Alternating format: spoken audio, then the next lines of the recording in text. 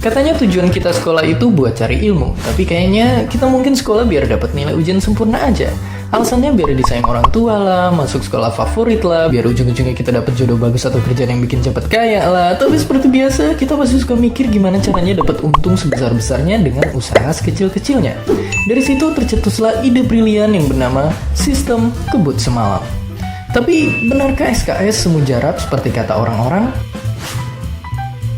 Pada dasarnya, SKS merupakan sebuah metode yang mirip-mirip teks proklamasi kemerdekaan Indonesia, di mana porsi kerjaan untuk jangka waktu tertentu diselenggarakan dalam tempo yang sesingkat-singkatnya. Tapi bedanya SKS cuma diselenggarakan semalam saja, persis seperti Bandung Bondowoso waktu bikin Candi Prambanan. Biasanya orang yang paling ahli melakukan SKS adalah mereka yang tergolong sebagai penunda. Untuk tahu apakah kamu seorang penunda, coba perhatikan dua grafik ini. Kalau kamu lebih akrab dengan grafik yang ini, maka selamat, kamu termasuk kategori penunda.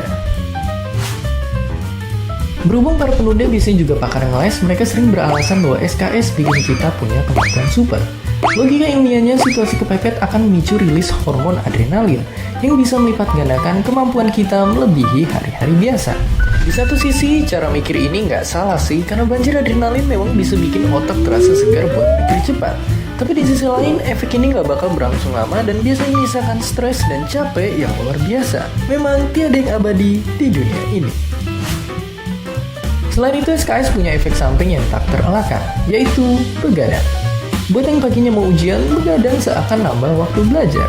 Nyatanya, begadang itu cuma mengandalkan memori jangka pendek yang sifatnya itu sementara. Belum lagi begadang sebetulnya bikin otak capek sehingga paginya kita malah jadi nggak konsen, moody, dan pastinya ngantuk setengah mati. Lebih ngeri lagi, hobi begadang ternyata meningkatkan risiko buruk buat tubuh kita. Jadi memang sebaiknya jangan begadang kalau tiada artinya. Tapi kalau dampak jeleknya banyak banget, kenapa masih banyak orang yang suka menunda-nunda?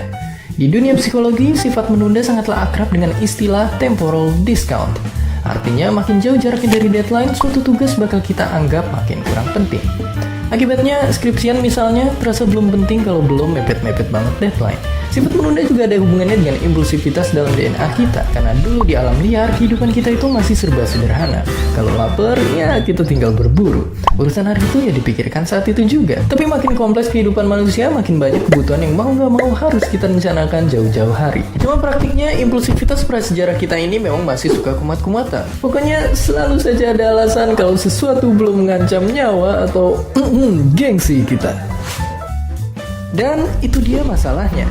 Selama ini sekolah terbiasa menilai kepintaran siswa nyaris dari nilai pelajaran doang.